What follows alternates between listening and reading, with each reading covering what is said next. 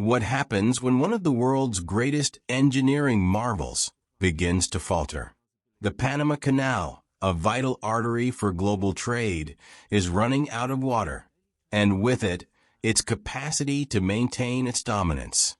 Responsible for moving $270 billion worth of cargo annually, this historic canal faces a crisis that threatens its very existence.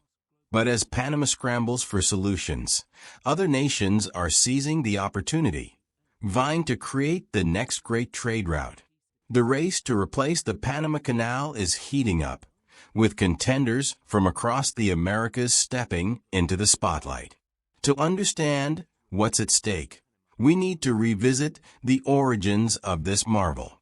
Built over a century ago, the Panama Canal was a bold solution to a grueling problem.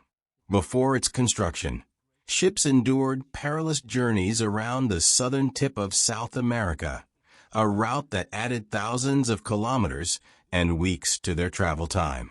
Completed in 1914 after an immense engineering effort that cost $375 million and claimed nearly 6,000 lives.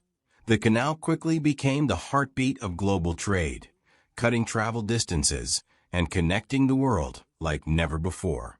Today, however, the canal is in trouble. Its operations depend on fresh water from Gatun Lake, which has reached its lowest levels in 60 years due to prolonged droughts. With climate change worsening these conditions, daily transits have been reduced from 36 ships to 24, and larger vessels are forced to carry less cargo due to draft restrictions. Freight costs have skyrocketed, with some routes seeing price hikes of up to 400%. This crisis not only threatens the canal's future, but sends ripples through global supply chains, forcing countries and companies to explore alternatives. One of the most promising alternatives is Mexico's interoceanic corridor. This 308-kilometer railway connects the Atlantic and Pacific Oceans, offering shippers a faster and more cost-effective option during Panama's bottlenecks. Cargo is unloaded at one port, transported across Mexico by train, and reloaded at another port on the opposite coast. Expected to handle 1.4 million TEUs annually by 2033. This project is already operational and poses a strong challenge to Panama's dominance.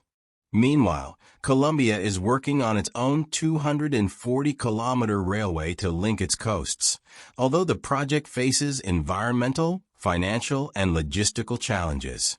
Nicaragua's proposed megacanal takes ambition to another level.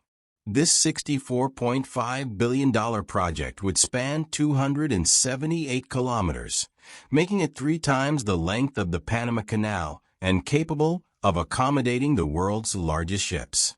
However, funding issues, environmental concerns, and potential displacement of thousands of residents have stalled progress, leaving this bold idea in limbo.